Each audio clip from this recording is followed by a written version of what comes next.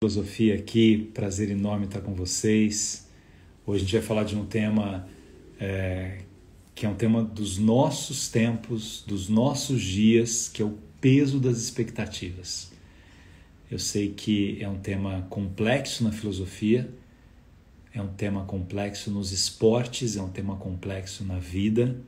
Como é que a gente vive o tempo todo tendo que suprir expectativas de outras pessoas? Eu quero fazer análise desse tema, dentro de uma perspectiva existencialista. A gente vai estudar um pouco de filosofia aqui, da filosofia de Sartre e Simone de Beauvoir, nessa temática de expectativas. Por que nós permitimos que outras pessoas decidam a nossa vida?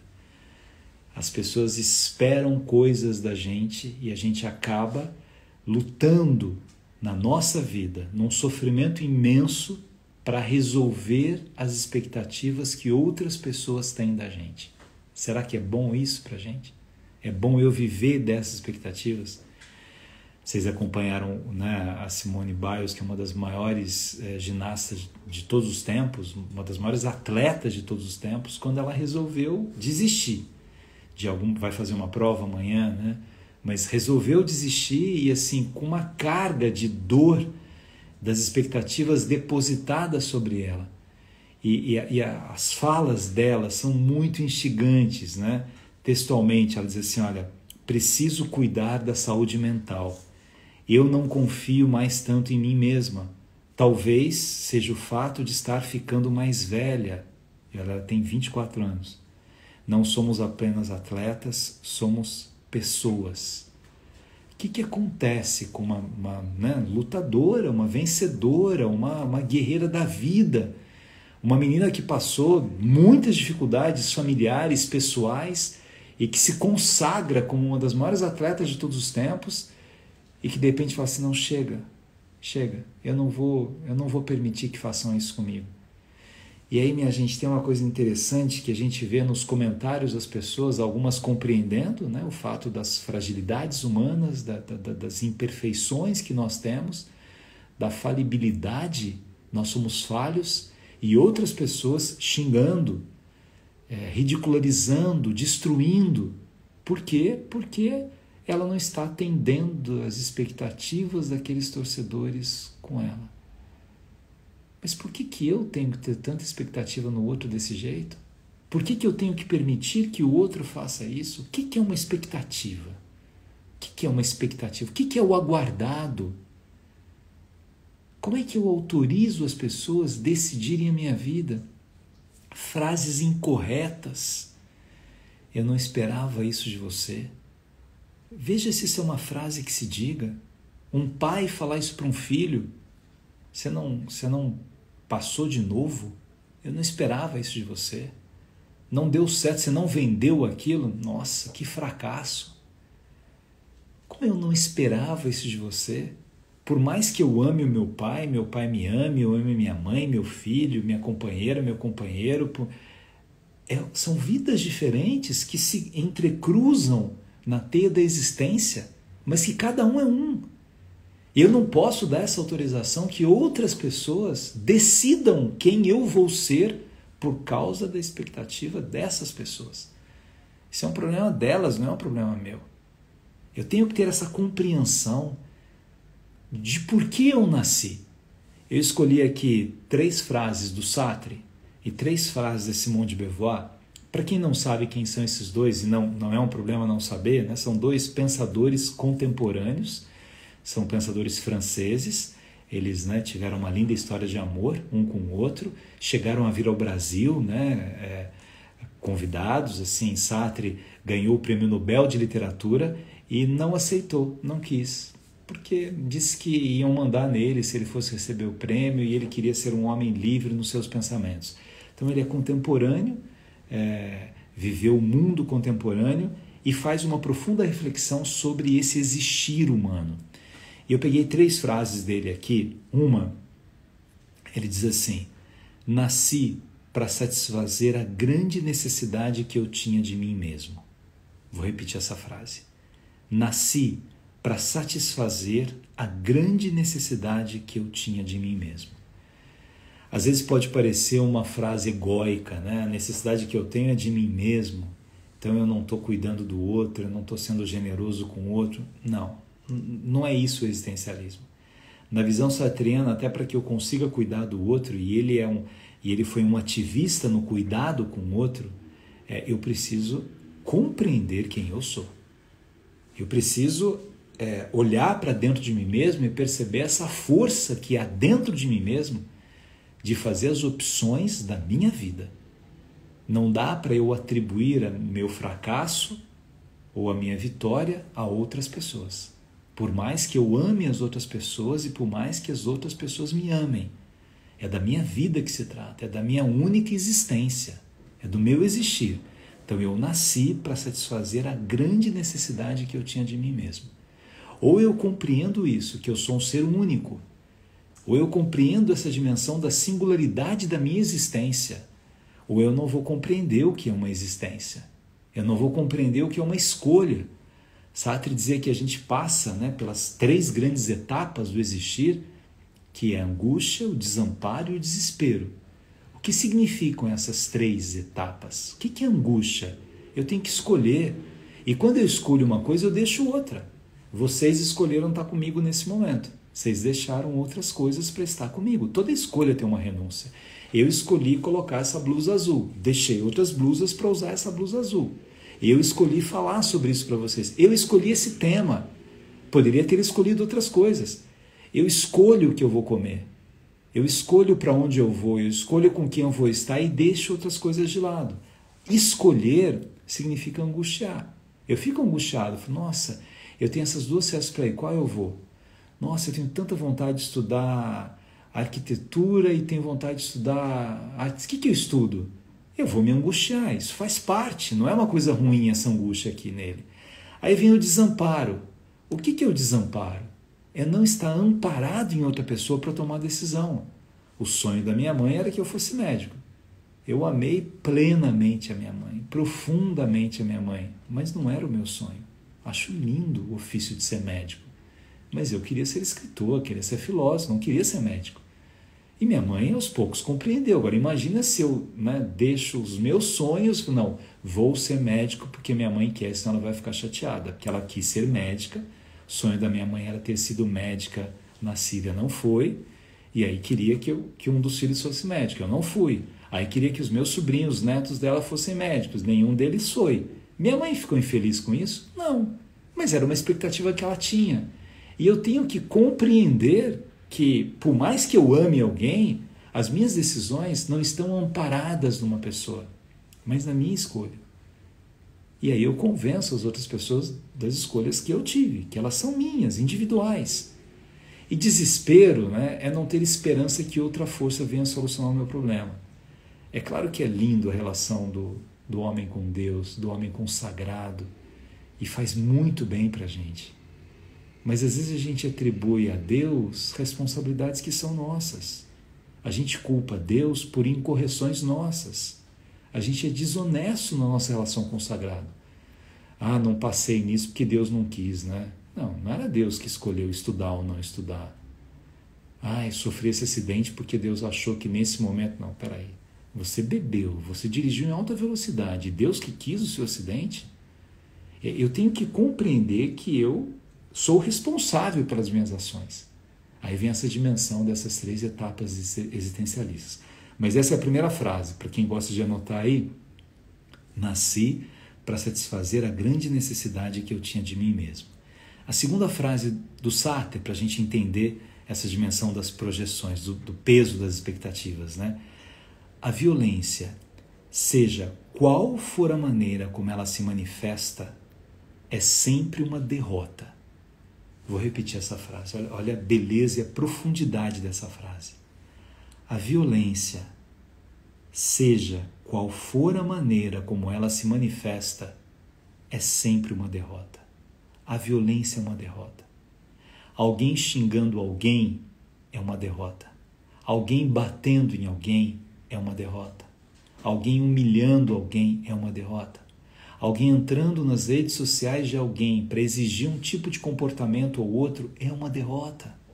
Por que eu entro ali na página, estou decepcionado com você, porque eu esperava que não sei o quê. Você é uma derrota, é uma derrota. É uma forma violenta de me relacionar com as outras pessoas. E nós não somos feitos do barro da violência, não. Nós somos seres racionais. O nosso grande instrumental de nos unirmos está na palavra, a beleza da palavra, o conteúdo que ela empresta para a gente. Então a violência é uma derrota. Pegar esse exemplo, né, da Simone Biles, né, do sofrimento dela, e ver as pessoas ali xingando a Simone e dizendo que não, você não podia ter desistido, você envergonhou o país, ou você não sei o que, tal. É uma derrota. É uma derrota violentar o sagrado do outro. O direito do outro fazer as suas escolhas, o direito do outro ter os seus medos, o direito do outro, né, caminhar por caminhos complexos, difíceis. O direito do outro. Eu vejo tanta gente, às vezes, né, arrasada na vida, frustrada pela expectativa que outras pessoas depositaram nelas. Aí você pergunta, mas e você? O que você quer da sua vida? Vamos para a terceira frase do Sartre. Cada homem deve inventar o seu caminho. Um caminho se constrói caminhando. A vida é uma invenção nossa. Cada homem, cada ser humano deve inventar o seu caminho. Inventa o seu. Inventa o seu caminho, do seu jeito, da sua forma de caminhar, do seu gosto. Você gosta mais de contemplar rosas, ou cravos, ou crisântemos, ou samambaias? É o seu jeito. Você gosta de andar mais rápido, mais devagar? Você gosta de tomar água com a palma da mão? Você gosta de pegar uma folha para tomar aquela água? Não sei, é o seu jeito. Cada homem, cada ser humano deve inventar o seu caminho. Quando cada um inventa o seu caminho, é mais fácil você dar a mão para os outros e caminhar juntos. Se eu ficar só seguindo o outro, né? Se a minha voz for a voz do eco de alguém, não vai ter sentido a minha vida. Eu tenho que inventar o meu caminho, que não é uma tarefa simples, né? É complexo isso. As pessoas exigem coisas da gente. E elas exigem coisas da gente, às vezes a gente se desdobra para atender o que o outro quer e a gente é incapaz de fazer aquilo que a gente quer. No relacionamento amoroso, às vezes é assim também. Quando uma das partes se anula e deixa o outro de lado. Vamos falar disso daqui a pouco, de relacionamentos amorosos. Mas vamos para Simone. 3 frases dela. Querer ser livre é também querer livres os outros. Querer ser livre é também querer livres os outros. Às vezes eu quero ser livre, mas a minha liberdade significa a opressão de outras pessoas. Para que eu possa desfrutar da minha liberdade, eu escravizo outras pessoas. Isso não é liberdade. Não é liberdade. Eu sou o dono da casa, né? A minha mulher tem que fazer o que eu quero, porque eu coloco a comer. Não é ser livre.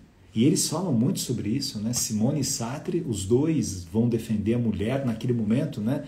Década de 50, 60, complexo, que as mulheres estão tentando ter um lugar ao sol, né? Simone é uma das primeiras professoras da Universidade de Paris e querendo cumprir o seu ofício e as pessoas não deixando as mulheres serem livres. Querer ser livre é querer que o outro seja livre. Quando se respeita alguém, não queremos forçar a sua alma sem o seu consentimento. Então eu respeito meu filho, não dá para eu exigir que meu filho seja a profissão que eu quero que ele seja. Eu respeito a minha mulher e aí eu acho que mulher não tem que trabalhar. Se eu respeito a minha mulher, eu tenho que ter a compreensão de que ela também tem o direito de ter uma realização profissional. Ela tem o direito de ter o caminho dela, a luz dela. Ela tem o direito ao brilho também. Eu acho que hoje, né, as mentalidades mudaram um pouco. Em tese, as pessoas admitem isso, mas talvez na prática não seja assim. Ainda há muitos homens oprimindo as suas mulheres, achando que a mulher é uma coisa dele. Não gostei do feijão assim, não gostei desse jeito, quero daquele jeito, quero disso, quero... Levanta e faz. Vai fazer você. E as pessoas culturalmente se submetem a isso, né? Porque se acostumaram a obedecer, porque não querem briga e vão deixando passar. Não, olha a frase dela: quando se respeita alguém, não queremos forçar a sua alma sem o seu consentimento. E a terceira frase aqui da Simone: é horrível assistir a agonia de uma esperança. É horrível. É horrível quando as expectativas fazem com que eu não tenha mais esperança de ser quem eu sou. Eu estou fazendo com que a minha vida ela seja apenas o resultado da projeção de alguém. Eu existo para fazer alguém feliz. Por mais que você ame alguém, você não existe para fazer essa pessoa feliz. É um pacto entre vocês. Mas você não existe por isso, você existe por você. Por mais que você ame alguém. É lindo o romantismo, é lindo, né? Surpreender a pessoa amada com uma cesta de flores, com café da manhã, escrevendo poemas, dando um presente. Tudo isso é lindo, desde que eu não queira mandar no outro. Desde que eu compreenda que o outro é tão sujeito da história como eu sou sujeito da história. Eu peguei 2 músicas aqui, uma do Caetano e outra do Chico, que são 2 músicas que denunciam, de certa forma, o machismo. E o machismo é um dos grandes exemplos dessa projeção horrorosa, né? Desse homem ser dono da mulher. São músicas que vocês conhecem, depois vocês leiam com mais vagar, mas a do Caetano chama Esse Cara. Olha que interessante a letra dessa música. Ah, que esse cara tem me consumido, a mim e tudo que eu quis, com seus olhinhos infantis, como os olhos de um bandido. Ele está na minha vida porque quer, e eu estou porque der e vier. Ele chega ao anoitecer, quando vem a madrugada ele some. Ele é quem quer, ele é o homem, eu sou apenas uma mulher. O que o Caetano está dizendo com isso? Ele não está favorável a isso, né? O Caetano está dizendo isso, né? Ele é o homem, eu sou apenas uma mulher. Mas por que eu me sinto apenas uma mulher? Por que eu permito que esse homem seja quem quer? Por que ele vem com olhinhos infantis dizendo que me ama? Porque isso acontece, mesmo com os homens que espancam as mulheres, eles vêm com os olhinhos infantis, dizendo que amam, desculpa, errei, tinha bebido demais, estava nervoso, fiquei com ciúme. Então vem com olhinhos infantis e olhos de um bandido. Mas por que eu autorizo isso? Por que ele tem esses direitos? Por que ele é um homem ou sou apenas uma mulher? Quando é que esse machismo vai acabar? Quando é que as pessoas vão compreender que um não tem direito de ser dono da outra pessoa?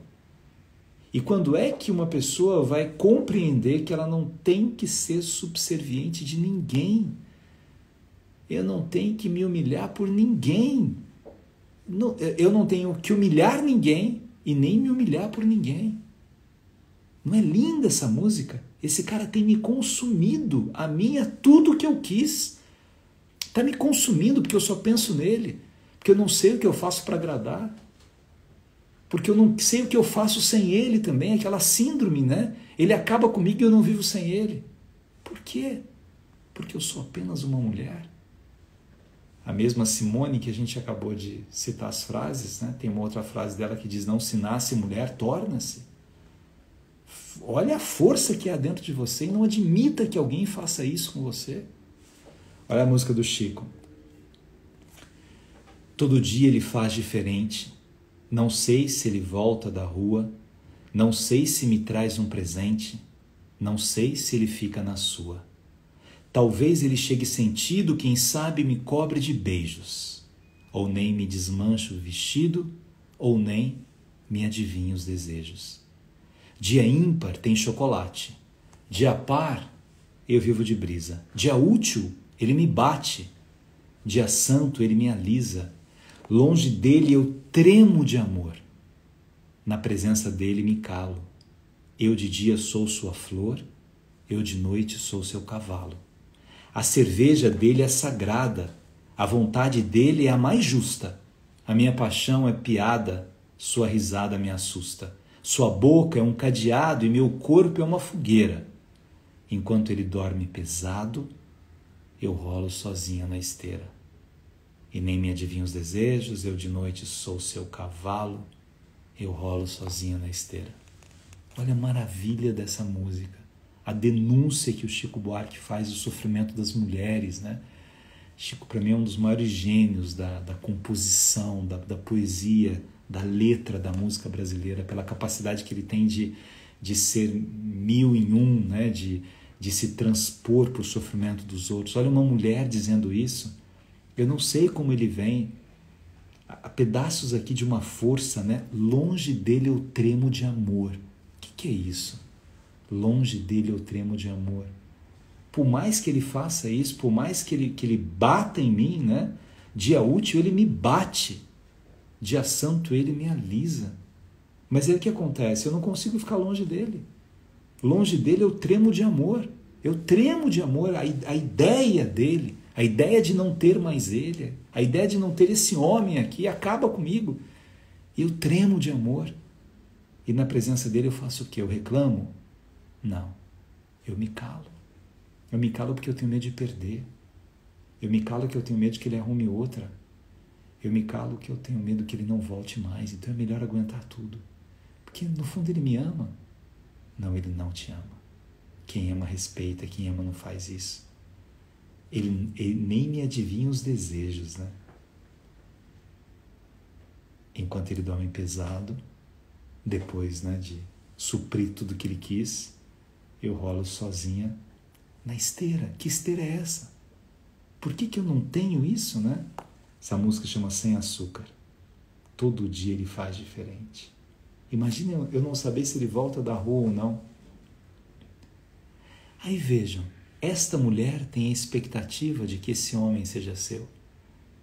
Esse homem tem a expectativa de que essa mulher seja uma coisa, que ele possa usar quando ele quer. E ele quer que essa mulher seja dele. Ele bate, ele beija, ele agrada, ele não agrada. Depende do desejo dele. E ela é o quê? Ela é a consequência do desejo que ele tem, porque ela deixou de ter desejo. O desejo dela é ser desejada por ele. Quando o meu desejo é ser desejado por alguém, eu já me apequenei demais. É bom ser desejado por alguém, é bom desejar, é bom que essa cumplicidade faça com que a gente possa ter uma história de amor, isso é lindo, claro que é lindo isso.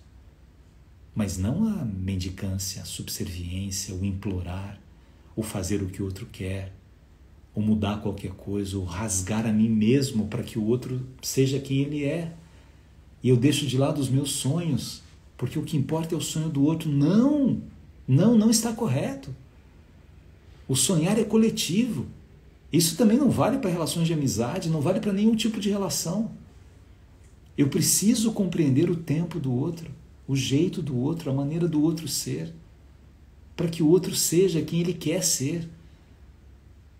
Eu acho inadmissível isso às vezes. E eu falo isso com os pais, né, com muito carinho, né, como educador, quando eu vejo em escolas que eu dirigi e tal. Eu falo assim, meu filho me decepcionou profundamente. Eu imaginava outra coisa dele, né? Está tudo errado. Não é isso, né? É evidente que um pai tem obrigações com seu filho, uma mãe tem obrigações, né? E essas obrigações são de colocar limite, mas é de construir coletivamente, de mostrar os medos que eu, pai, tenho, as fragilidades que eu tenho, as compreensões humanas. É tão lindo a gente se admitir falho. É tão bom a gente se dar esse direito de saber eu posso falhar, eu posso não ser perfeito. E nunca me esqueço, né, de um personal, eu já falei isso em outras lives, tal, que era amigo do meu personal, né, um professor de educação física, e ele media a mulher dele, né, a adipômetro ali, para ver qual era o percentual de gordura dela, né, 2, 3 vezes por semana, porque mulher minha tem que ter uma... Aí eu só fiz uma pergunta básica, e ela mede o seu percentual de gordura? Eu falei, por que você está perguntando isso? Não, porque medir o percentual de gordura de quem você ama, não é que você não possa querer que a pessoa que está com você seja saudável, mas que direito é esse sobre o corpo do outro, de eu decidir, né, o percentual de gordura do outro, e ela não pode fazer a mesma coisa com você? Medir também o seu percentual para falar, não aceito, né, o homem... Quem que inventou isso? Que sociedade falocrática, né? é essa de que é o homem? E como é que uma mulher se submete a isso? Aí você fala assim, por que ela submete a isso? Porque ela o ama? Não sei, talvez seja uma confusão tão grande de sentimentos dentro dela, né? Uma dificuldade tão grande de reinventar a vida, porque não é fácil isso. A gente está falando aqui de projeções, de uma história de amor. Às vezes, por mais tóxica que seja essa história de amor, é difícil você fechar a porta. É difícil você começar tudo de novo, você reinventar a vida, é difícil. E naquele momento, talvez, você não perceba que aquela liberdade vai fazer de você uma outra pessoa. Você não percebe isso. Só o tempo que vai te ajudar a olhar para trás e falar assim, nossa, como eu sou mais leve. Que delícia isso. Eu não consigo compreender uma relação em que um tenha medo do outro. Nunca pode dar certo. Eu não posso ter medo da pessoa que eu amo e nem posso impor medo à pessoa que eu amo. Não posso. Se a presença da pessoa me causa algum medo, eu estou na relação errada.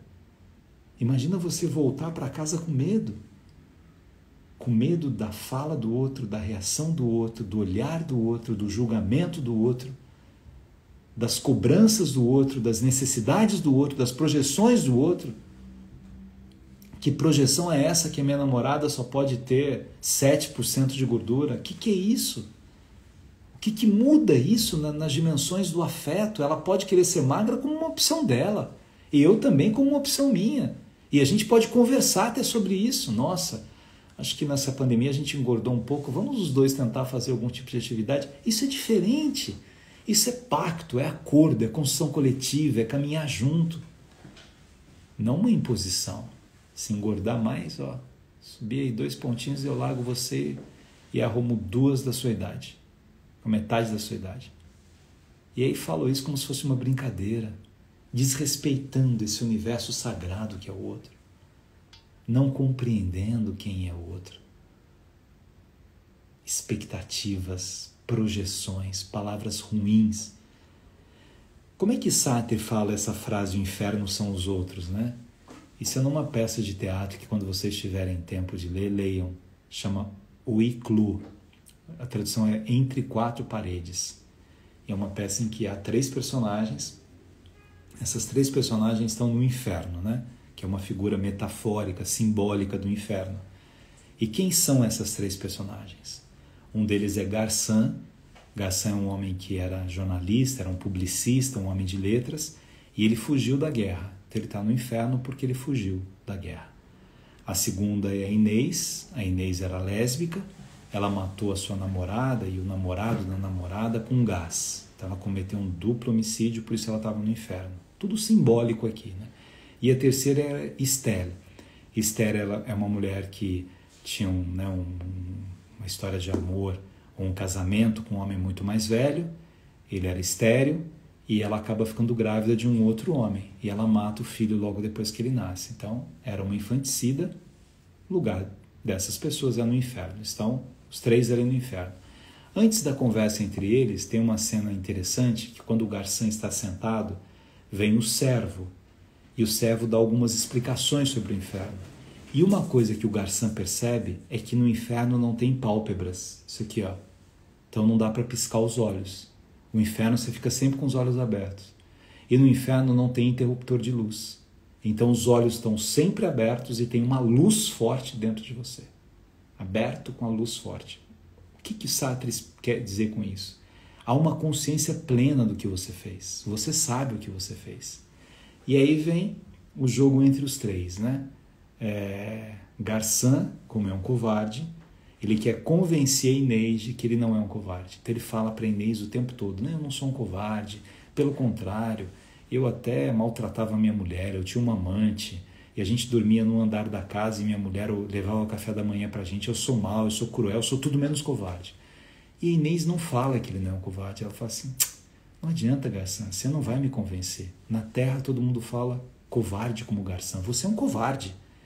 E ele quer matar a Inês, mas a Inês está morta, não dá para fazer nada. A Inês é lésbica e ela quer a Esther.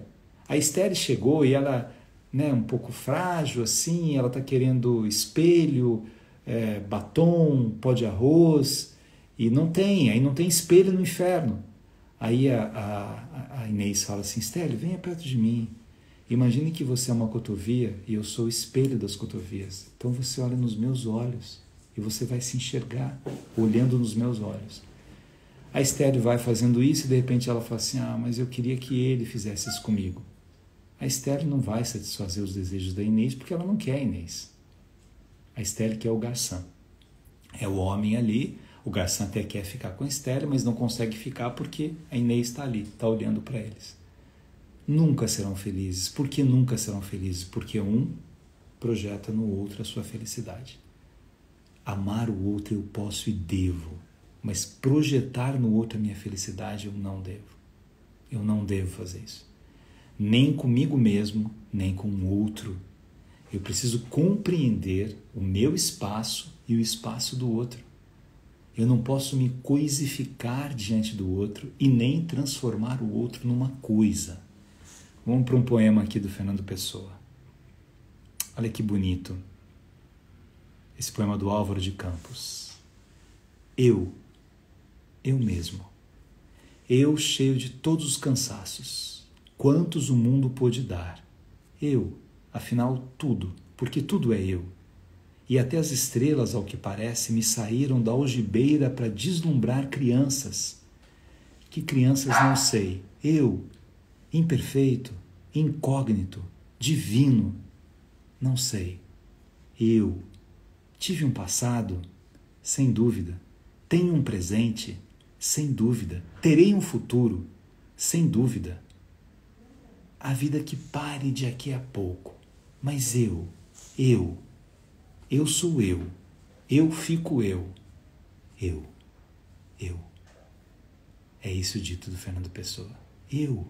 É o meu passado, é o meu presente, é o meu futuro. São as minhas feridas, as que ainda doem, as que já cicatrizaram. São as minhas escolhas incorretas, são as minhas projeções, as minhas frustrações. Eu estou falando isso para vocês, né? E às vezes a gente fala assim, nossa, eu conheço gente assim. Talvez a gente já tenha sido assim. Talvez eu já tenha exigido de pessoas coisas que pessoas não podem dar, porque não é o repertório delas.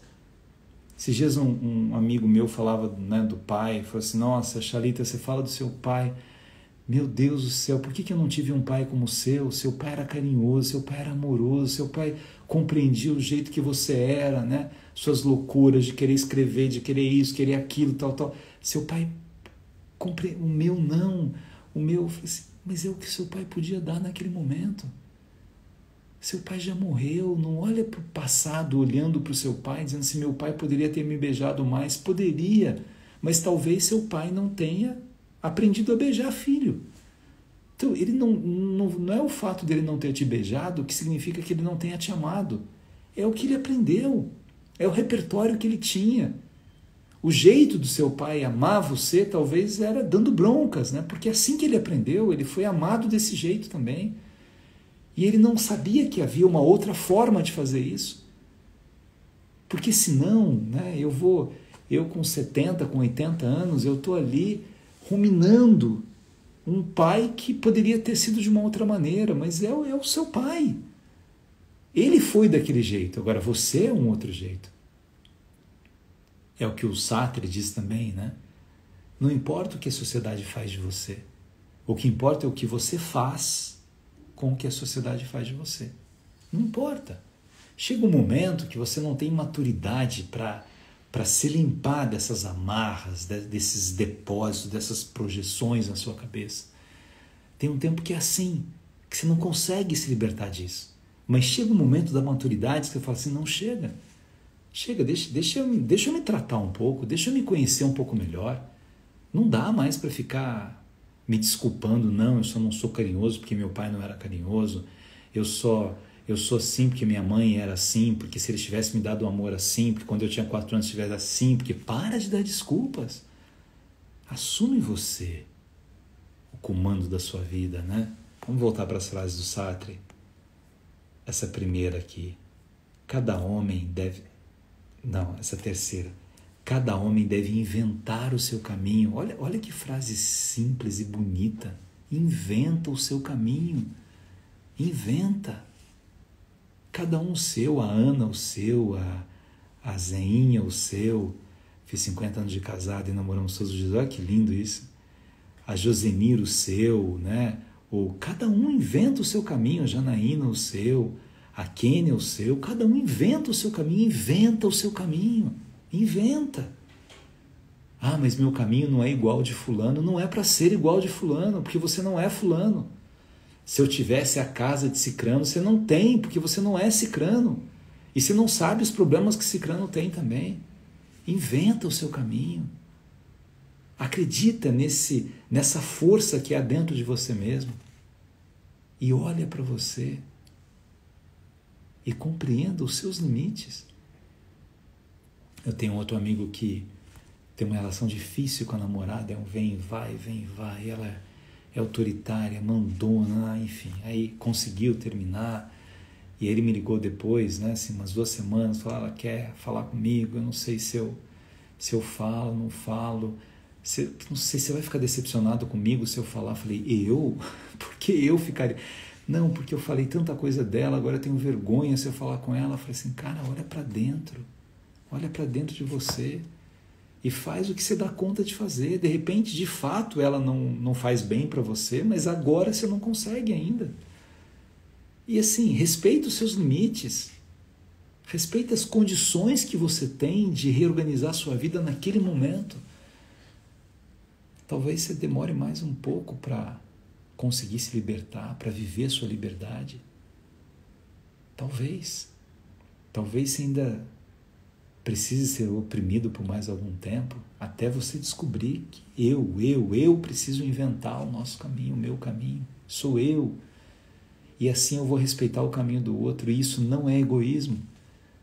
Os leitores precipitados de Sartre falam assim, nossa, mas esse existencialismo é muito egoísta, né? Não tem nada de egoísmo, pelo contrário. Quanto mais você respeitar você mesmo, com maior facilidade você vai respeitar os outros. Você vai caminhar de mãos dadas com os outros, porque as suas mãos estão preparadas para isso. Aí a vida fica mais bonita. É isso, gente. Alguém falou aqui que estava na palestra da FMU e acabei uma palestra agora, tomei água e já comecei aqui a falar com vocês, mas com muito prazer. Não queria falhar aqui com vocês, né? Cada vez tem mais gente, fico muito feliz, agradeço as mensagens, as pessoas que divulgam, né? Muito legal a gente poder bater papo com filosofia. Esse tema aqui das expectativas foi um tema que veio de uma pessoa que sugeriu, exatamente por causa da Simone, falou assim, fala sobre isso, sobre esse peso das expectativas, né? E quando vocês tiverem sugestões de temas, coloquem aí que a gente vai falando. Deixa eu terminar mandando um beijo para vocês aqui. Ana Maria Gonzalez, obrigado pelo carinho. Valdina, Maria de Paula, caminhar de mãos dadas. Quem não quiser, eu continuo caminhando. É isso aí. Sinira, um prazer ter você aqui, obrigado. Marcilene de Lorena, professora Marcilene. Vânia, Marcilene fez um elogio tão carinhoso esses dias para o meu texto, né? Eu sou amigo da Marcilene há tanto tempo, e eu dava os meus textos para ela ler também, para dar opinião, que legal. Roberto, meu amigo, Roberto querido, um cara que dedica a sua vida ao teatro, à arte. Simone de João Pessoa, Eliane de Mossoró, Rio Grande do Norte, terra boa, faz tanto tempo que eu não vou a Mossoró.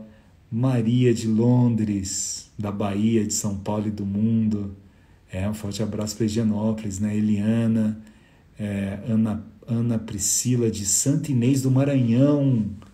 Maranhão só conheço São Luís. Maria Dilma dos Reis, também de Maranhão. Olha que legal. Que bom ver as cidades. Marluce de Natal, Poliana, Recife, Liliane, não disse de onde é. É isso aí, eu espero que Ângela de Maceió, linda Maceió, Eliane de Itamaraju, Bahia, obrigado por esse privilégio. João Pessoa, marcando presença, oba! Antônia de Campinas, é isso? Campina Grande ou Campinas? Joseni de Salvador, Florianópolis, Maristela, eu acho, Rose de São Paulo, Sueli de Salvador, Gabriele, minha sobrinha linda de São Paulo, Michel, Alto da Lapa, Michel tem uma missão tão linda na vida, né, Michel? Cuidando lá das pessoas na favela do Moinho, na comunidade, que legal, que Deus te abençoe muito. Havana de Olinda, Pernambuco, Silvana, é isso aí. Obrigado pelo carinho de vocês. Aliás, um abração para o pai da Marcelene, que fez 80 anos, dei 10 anos a mais para ele. Um abração para ele, um beijo para vocês. Semana que vem tem mais aqui. Muito obrigado pelo carinho de vocês. Gratidão.